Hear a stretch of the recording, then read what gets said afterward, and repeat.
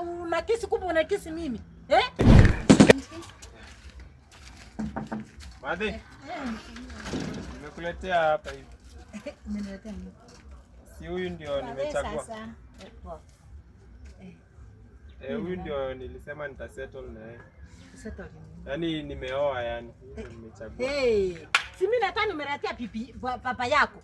Wewe si nilika yangu. Kwani unaona sasa weka mtoto wangu unataka mtoto wangu nyara aje. Alafu namwambia kupeleke kwao. Hauna aibu?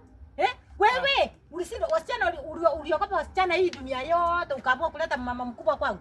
Like unajua like nimechukua mkubwa ndio animenta, yani anipee ushauri. Sasa mimi naitwa dada yake ama ninamuita ananiita Mata Iniro ama mimi ndio nimuita Mata Iniro? Wewe wanaume walikufa dunia.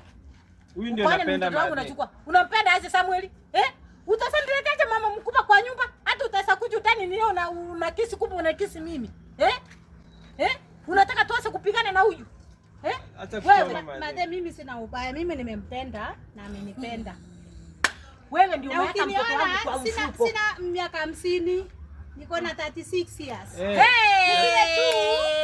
Nisile tu labda nimejiachilia. Ni vile tu amejiachilia baada yako sawa. Lakini ukiniona niko sawa. Lakini ukiniona unataka kunichupu nyinyi mapepo, nyinyi mapepo. Ako sawa. Tunaona hadi nywele venye ziko. Kuniambia ati mniingize box, uingize huyu mama mkubwa kwangu, Alafu yeye si hata wewe kama umenishinda miaka. Mimi nimechagua Madhe. Bwana kushika mtoto wangu. Bwana taka iendeni na huko. Muone. Wanakuja hadi wanaona saa hii yake wa mama wakubwa. Huyu si hata baba yake asamuoa anifukuze kutoka kwa mama yangu. Huyu mtoto ananiletea masetani. Wacha akuje ndiye ataniona.